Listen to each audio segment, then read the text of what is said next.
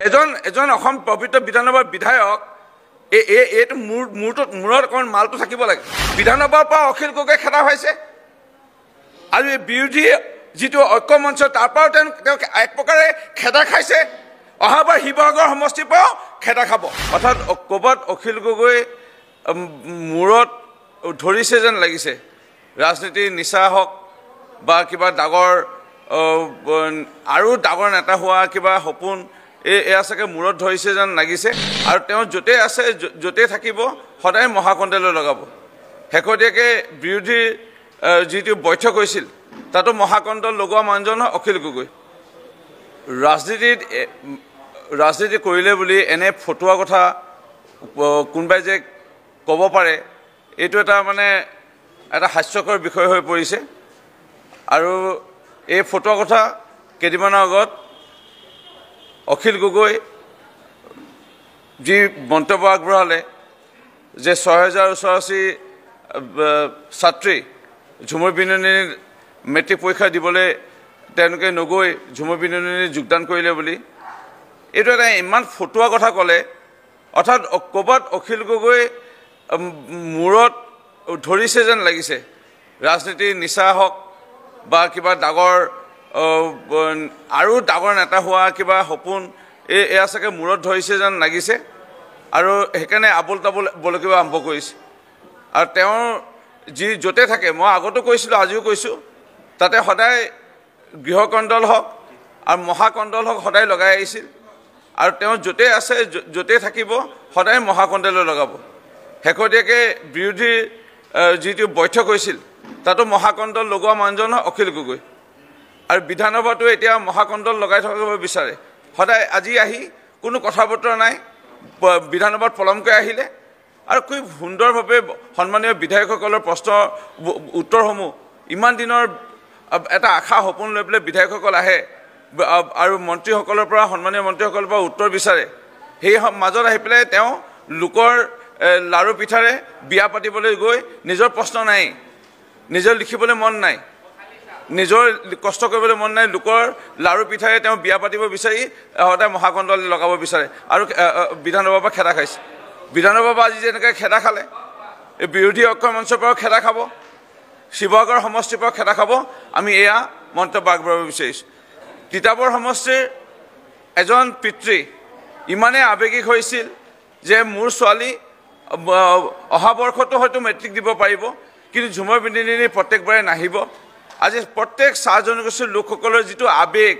যিটো মাননীয় মুখ্যমন্ত্ৰী ডক্টৰ হেমন্ত বিশ্ব শৰ্মা ডাঙৰীয়াৰ যিটো প্ৰয়াস আজি বিশ্বদৰবাৰলৈ ঝুমুৰক লৈ যোৱালৈ, ইয়াক আমি আন্তৰিকতাৰে আমি আদৰিছিলোঁ। আৰু সকলোৱে আনন্দৰে উৎসাহেৰে, কোনোবা কলেজৰ প্ৰফেচাৰ, কোনোবা স্কুলৰ শিক্ষয়িত্ৰী, কোনোবাই এডভকেট, কোনোবাই মাষ্টাৰ ডিগ্ৰী কৰি আছে, কোনোবাই PhD কৰি আছে, তেনে ছোৱালীসকলে বা ছাত্ৰীসকলে আহি পেলাই ইয়াত এই ঝুমুৰ বিননি যোগদান কৰিছে। এয়া মই কোৱা কথা নহয়, প্ৰত্যেকৰ কেমেৰাত আপোনালোকে আবদ্ধ হৈছিলে যেতিয়া আপোনালোকে আমাৰ ঝুমুৰ বিননিৰ নাচনীসকলৰ মন্তব্য লৈছে। ইমানেই আন্তৰিকতা আমাৰ এই ঝুমুৰ বিননিক লৈ পেলাই আমাৰ ৰাইজ জড়িত হৈ পৰিছিল। যি সময়ত আজি বিজেপি আজি চৰকাৰ, কেন্দ্ৰ চৰকাৰ, মাননীয় আজি প্ৰধানমন্ত্ৰীগৰাকী নেতাগৰাকীৰ প্ৰয়াস, মাননীয় মুখ্যমন্ত্ৰী ডক্টৰ হেমন্ত বিশ্ব শৰ্মা ডাঙৰীয়াৰ নেতৃত্বত ভাৰতীয় জনতা পাৰ্টীৰ নেতৃত্বৰ যি আমাৰ চৰকাৰ ৰাজ্যত আছে, এই দুটা চৰকাৰৰ প্ৰয়াস আজি চাহ জনগোষ্ঠী আদিবাসী লোকসকলৰ প্ৰথমবাৰৰ কাৰণে দেখা পালে ৮০ বছৰ স্বাধীনতা হ'বলৈ এই মুহূৰ্তত ৮০ বছৰলৈকে উপযুক্ত সন্মান আমি পোৱা নাছিলোঁ। আজি আমাৰ মহামহিম দেশৰ ৰাষ্ট্ৰপতি দ্ৰৌপদী মুৰ্মু ডাঙৰীয়ানীক, আদিবাসী এগৰাকী মহিলাক দেশৰ ৰাষ্ট্ৰপতি আজি স্থানত উপদিষ্ট কৰাই হওক, চাহ বাগান অঞ্চলৰ লাইনৰ ৰাস্তা পকীকৰণে হওক, আজি চাহ জনগোষ্ঠীৰ লোকসকলৰ আজি অসম নাগালেণ্ড, অসম মেঘালয়, অসম অৰুণাচল দুৰ্গম অঞ্চলত আজি হাইস্কুল নিৰ্মাণ কৰা হওক, আজি কলেজ নিৰ্মাণ কৰাই হওক, আজি চাহ জনগোষ্ঠীৰ লোকসকলে পোনপ্ৰথমবাৰৰ বাবে এই অসমত আজি ঘাম পেলাই এই মাটিত আজি চাহ উৎপাদন কৰি হওক, তেল শোধনাগাৰ, ৰেল লাইন, ডাঙৰ ডাঙৰ ৰাষ্ট্ৰীয় ঘাইপথ আজি নিৰ্মাণ কৰাৰ ক্ষেত্ৰত এই অসমৰ বৃহত্তৰ আজি বৰ অসমক আজি সৃষ্টি কৰাত অকণমান হ'লেও আজি কিঞ্চিত বৰঙণি আগবঢ়াইছে এই চাহ জনগোষ্ঠী আদিবাসী লোকসকলে অসমত যিটো অৱদান। কিন্তু পোনপ্ৰথমৰ বাবে APSCত যেতিয়া আজি এটকাও নোহোৱাকৈ চাকৰি দিয়াৰ ব্যৱস্থা গ্ৰহণ কৰিলে, আজি সমগ্ৰ অসমৰ লগতে মোৰ মৰিনী সমষ্টি, মাচি তপনাই হওক, আজি হৰিচৰণ ভূমি হওক মাচিত আপোনাৰ 2021 চনত হৰিচৰণ ভূমি 2022 চনত আজি APSC নিযুক্তি লাভ কৰিলে আজি প্ৰকৃতাৰ্থত ভাৰতীয় জনতা পাৰ্টিৰ নেতৃত্বত এই চৰকাৰখনৰ কেন্দ্ৰ বা ৰাজ্য চৰকাৰ দিনত হাইস্কুল নিৰ্মাণ কৰা কলেজ নিৰ্মাণ কৰা ঝুমুৰ বিনোদিনী মজুৰি বৃদ্ধি আজি চাহ জনগোষ্ঠীৰ লোকসকলৰ এটাই জাতীয় উৎসৱ কৰম উৎসৱ এই কৰম উৎসৱক আজি চৰকাৰ তৰফৰ পৰা যি দৰমহা সহিতে বন্ধ দিয়া ব্যৱস্থা গ্ৰহণ কৰিলে আচ্ছা হওক আশা হওক চাইকেল লৈ পথ অৱৰোধ কৰি আজি ৰাস্তাৰে আজি ধৰ্ণা প্ৰতিবাদ কিমান কৰিলে যে এদিনৰ আমাৰ যি জাতীয় উৎসৱ কৰম উৎসৱটো আমাক বন্ধ দিব লাগে সেই বন্ধ এই বিজেপি চৰকাৰে দিলে আজি কৰম উৎসৱৰ বন্ধ আজি স্কুল কলেজ আজি মহামহিম ৰাষ্ট্ৰপতি দ্ৰৌপদী মুৰ্মু ডাঙৰীয়ানীক ৰাষ্ট্ৰপতি প্ৰদান কৰাই হওক চাহ জনগোষ্ঠী আদিবাসী লোকসকলৰ আজি ভাৰতীয় জনতা পাৰ্টীৰ চৰকাৰখনে যেনে আজি সেৱা আগবঢ়ালে আজি ৰাইজ আজি বিজেপি দলৰ চৰকাৰৰ প্ৰতি আকৃষ্ট হোৱা এই দেখা পায় আজি মই আকৌ কৈছোঁ এই মহাকণ্ডল লগোৱা এই অখিল গগৈ এই আবুল তাবুল বলকাৰ লৈ আমি ধিক্কাৰ দিছোঁ আৰু মোৰ বিশ্বাস ভৱিষ্যতৰ দিনা চাহ জনগোষ্ঠীৰ লোকসকলক এই মন্তব্যই তেওঁ অপমান কৰাই নহওক চাহ জনগোষ্ঠী আদিবাসী লোকসকলক অপদস্থ কৰিছে কোনো চাহ বাগান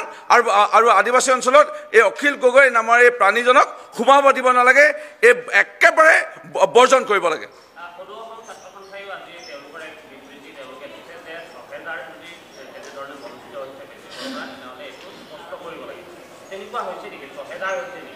মই আকৌ ক'ব বিচাৰিছোঁ মই এজন বিধায়ক মই উইথ ৰেছপনচিবিলিটি মই দায়িত্ব সহকাৰে এই বক্তব্য অলপ আগত আপোনালোকৰ আগবঢ়ালোঁ সেৱাৰ পৰা তথ্য লোৱা হ'ল আৰু ইয়াৰ লগতে প্ৰত্যেক বিভিন্ন চেণ্টাৰৰ পৰা তথ্য লোৱা হ'ল বিভিন্ন জিলা আয়ুক্তৰ লগত কথা পতা হ'ল প্ৰত্যেক বৰ্ষত 400 বা 500 ছাত্ৰ বা ছাত্ৰী বিভিন্ন কাৰণবশতঃ অসুখৰ কাৰণতে হওক বা বিভিন্ন ৰোগৰ কাৰণতে হওক বা বিভিন্ন কাৰণত তেওঁলোকে পৰীক্ষা দিবলৈ নাহে 400 বা 500 আৰু উক্ত দিনা যদি 400 বা 500 গোটেই অসমৰ সৰ্বমুঠ গোটেই অসমৰ 400 বা 500 ওচৰতে ছাত্ৰ ছাত্ৰী অহা নাই তে 6000 সংখ্যাটো ক'ত পালে এইটো গোটেই অসমৰ তাকো চাহ জনগোষ্ঠী নহয় ইয়াৰ বিভিন্ন জাতি জনগোষ্ঠী যি আছে গোটেই অসমৰ আৰু তেনেস্থলত এই 6000 যিটো এইটোতো মই আকৌ কৈছোঁ নহয় এটা ফাল্টু ফটোৱা কথা এটা এজন অসম পবিত্ৰ বিধানসভাৰ বিধায়ক এইটো মূৰত অকণ মালটো থাকিব লাগে 6000 ছাত্ৰী ইয়াত আহিব আৰু দেউতাক মাকে পৰীক্ষা দিবলৈ নিদি ইয়াত পঠিয়াব তিতাবৰৰ এজন পিতৃ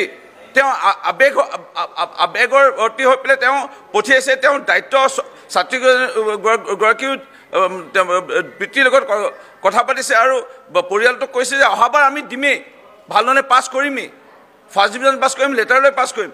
সেই ছিকিউৰিটিৰ ভিত্তিত সেই দুগৰাকী নাচনী বা ছাত্ৰীক দেউতাকে অনুমতি দিছে আৰু নিজেও লৈ আহিছে নিজেও ঢোল বজাইছে আৰু এইটো এটা আবেগ বিজেপি চৰকাৰৰ প্ৰতি যিটো আজি ৰাইজৰ দেখা পাইছে এইটো লৈ পেলাই মই কৈছোঁ নহয় মহাকণ্ডল বিধানসভাৰ পৰা অখিল গগৈ খেদা হৈছে আৰু এই বিৰোধী যিটো ঐক্যমঞ্চ তাৰ পৰাও তেওঁ এক প্ৰকাৰে খেদা খাইছে অহাবাৰ শিৱসাগৰ সমষ্টিৰ পৰাও খেদা খাব